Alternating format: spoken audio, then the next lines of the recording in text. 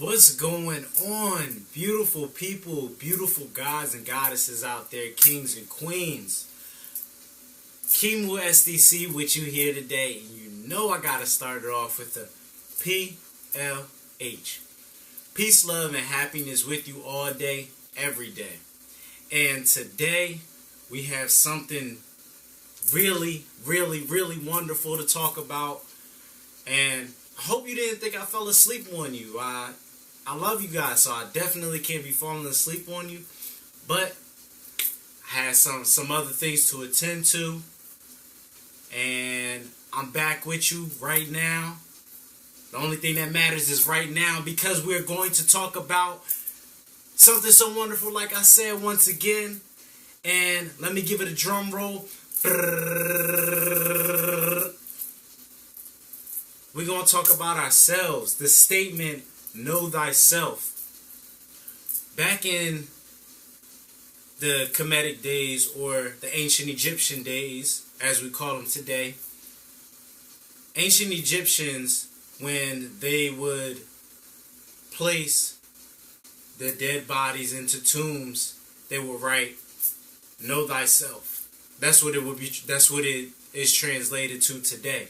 But I don't know about you, but for me, I've heard that statement since I was young. Since I can remember, I've always heard, know thyself, which goes with be yourself. But we grow up in a society today, or we go through the society today with that contradiction of be yourself and also conform and assimilate to the society today. And I know I always had that battle. I had a conscious, unconscious battle with that on an everyday basis since I was a child. And it, of course, came into my adulthood, and it's probably happens to you, if not on a everyday basis. It probably happens to you less frequently than it happened to me. But I had to come and realize that I didn't know myself. We grew up in a society in which it is not okay to know who we really are, to understand our true nature. So today, I want to give you some tips on what really helped me to understand who I am, to further expand my consciousness, my knowledge of who I am. And I got to start it off with tip number 1, and that is to get out into nature. Reason why I express this so much, I express it in my other videos, is because nature is natural, and if you want to be natural, if you want to be yourself, get in tune with nature. The ancient Egyptians believed that the gods and goddesses were not necessarily in the heavens. They didn't just reside in the heavens as depicted today, in which they're floating on clouds, walking on the clouds, and it's nothing but sunshine. But they're all around us. And I believe that too. I believe that when we have finally ended our journey in this physical realm, that we transcend into being with the gods and goddesses that we actually are. And we then become natural. We then get in nature. And when I realized that I got into nature, I started to feel in tune with myself, with my natural self, with my true nature, my authenticity, who I really am. And it felt good, because it was always in those moments where I felt the most distraught, where I felt the most conflicted, because I was resisting the path that I'm supposed to be on. And as we already know, resistance is never good. We just gotta let it flow. We gotta be fluid like water, move spontaneously. Go with the way that life is taking you. I realized when I was getting into nature, my life became more fluid. I began to do things that were better for me, better for my spirituality. And so I definitely gotta say, get into nature. That's tip number 1. Tip number 2 is understand what your talents are.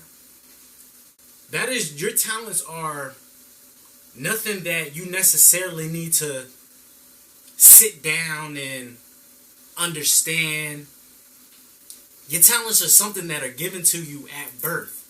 I realized that when I began to reflect on the things that I love to do, my talents, which were expressed all throughout my childhood, I really began to realize that this is who I am. When I reflect, during my childhood, I was an artist. I could literally create anything out of nothing. And that's where my understanding of the alchemist comes into play. I would literally take something so basic, something so abstract, and I would take it from this level to this level. And just a matter of my creativity, my imagination. Recently, I created a shirt strictly out of thin air, out of just thought. I said, ooh, I saw a picture, and I said, ooh, this would look good. And then I started putting them. It was as if somebody was dropping puzzle pieces right in front of me, and I just took them and ran with it. And the shirt came out absolutely beautiful. Actually, let me put that shirt up at the end of this video. But understand what your talents are. I understand that and understand that my talents are artistic, drawing. My mom thought that I was going to go to college to be an artist. I didn't, but that was the thought. My talents are also talking. When it comes to talking to people, I choose my words in a very Machiavellian way, so that way I can understand my audience and my audience can understand me. The energy that I translate to the audience is the same energy that is received. So that's what I do. And I got other talents. I don't want to sit here and flaunt my talents. But I also realized that I had a knack for knowledge. And that knack for knowledge goes on to another tip later. But the third tip that I got today is be alone. I realized that when I'm alone, and you don't necessarily have to just isolate yourself from everybody out there, because it's not possible. It goes against the laws of the universe, the Hermetic principle, all is one. You can't isolate yourself from the world. It's not possible. So, but being alone, I've developed a way in which I can have a lot of people around me, and I'm an empath. I realize that I'm very sensitive to energies around me, and I'm even more sensitive when there's a lot of energy around me. And when it's depressive, I develop this shell because I have to. I'm a very positive person. I have nothing but positive energy just flowing throughout my body. Very, very rare that negative energy is actually flowing, is actually expressed. Of course, we have to have the balance between the negative and the positive, but the expression of negative energy, like through anger, sadness, depression, anxiety, fear, is rarely expressed. But getting alone, being able to develop that shell around myself because I am an empath, it's helped me. It's helped me get myself into a situation where I can be alone and I can focus on who I am. And when I began to get alone and then become conscious of the things that I was doing while I was alone, I wasn't sad. I wasn't doing it because I was sad or depressed or anything. But I realized that I realized my talents, like I said in number 2. I realized who I was. And when I began to do that, a lot of things about me began to unfurl. And then that takes us to the next tip is to meditate. Meditate. I always, when people ask me for advice and they don't know what to do, I tell them to meditate.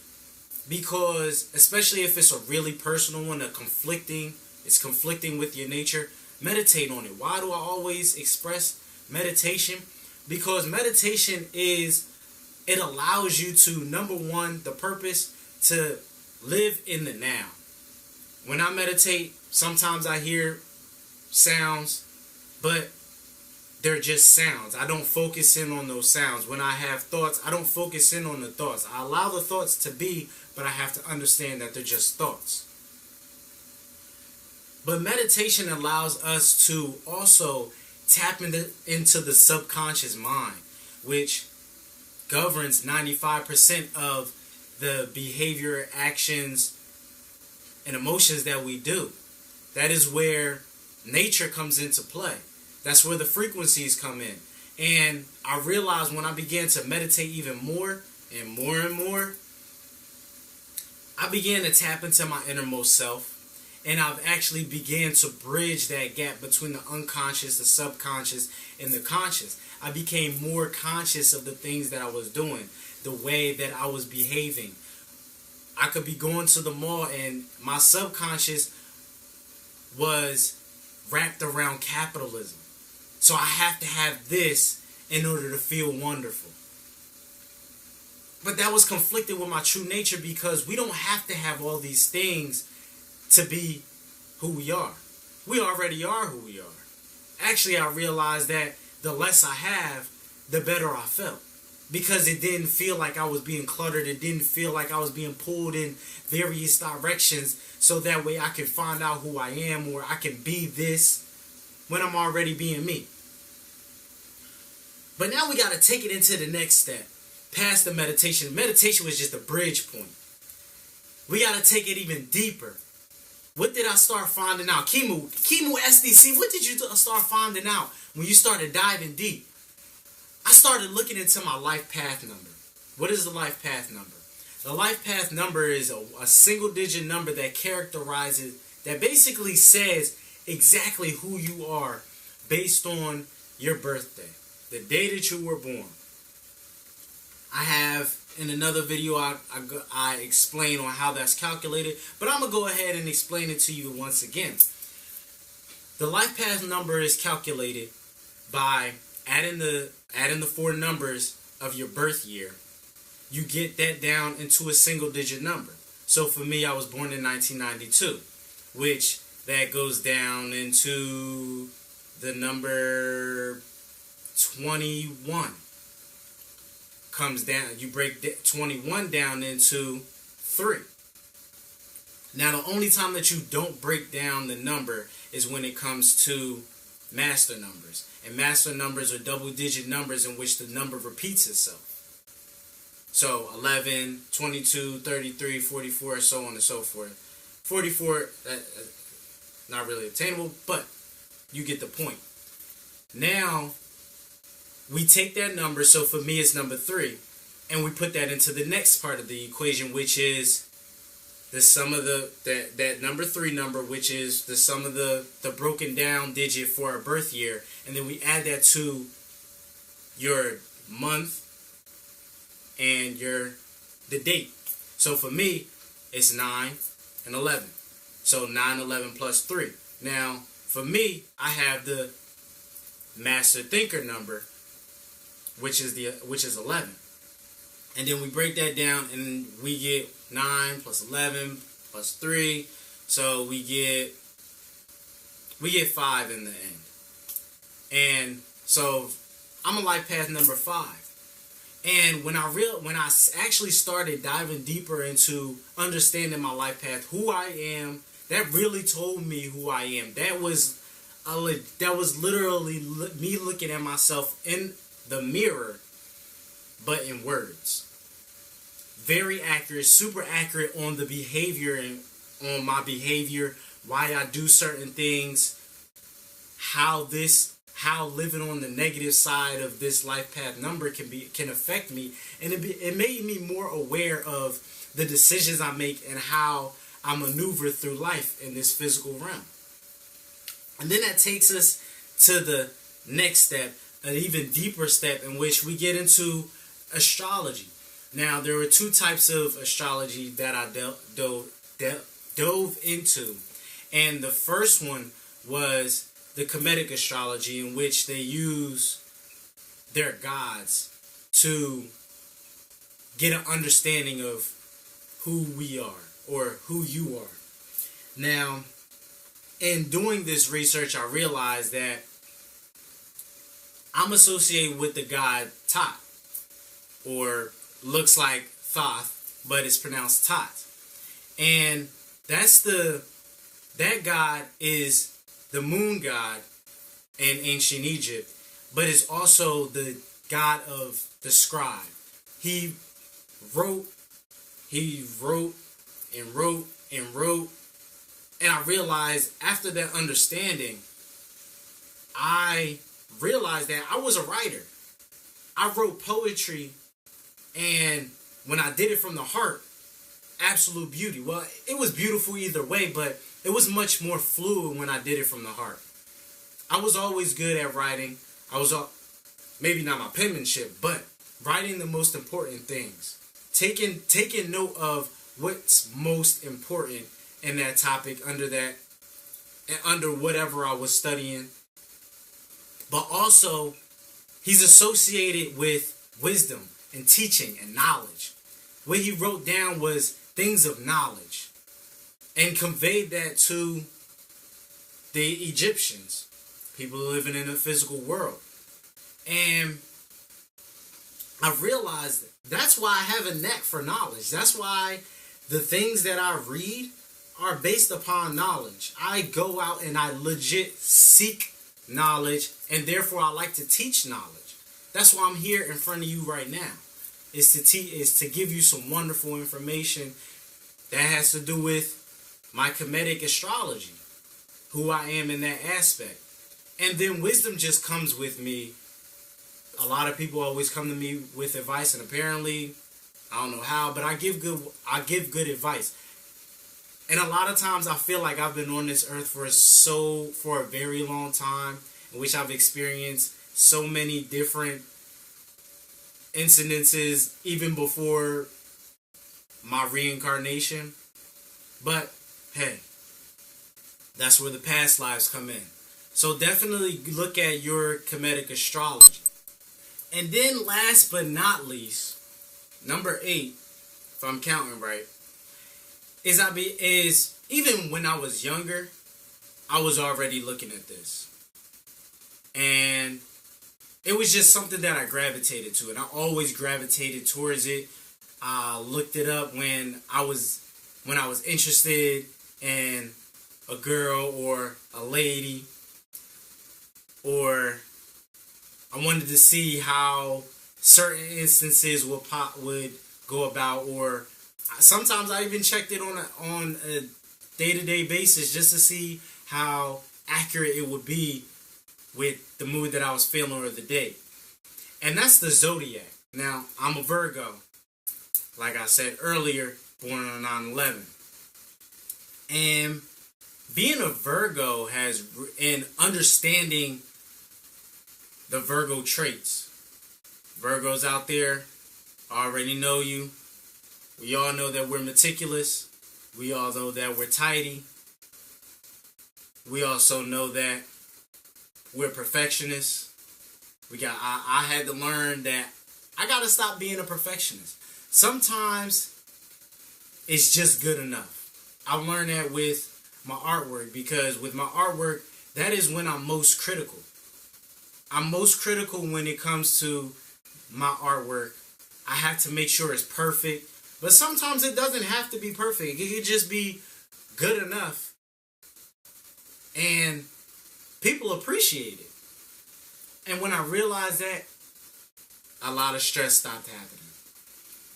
But Understanding the Zodiac has really helped me dive deep into who I am.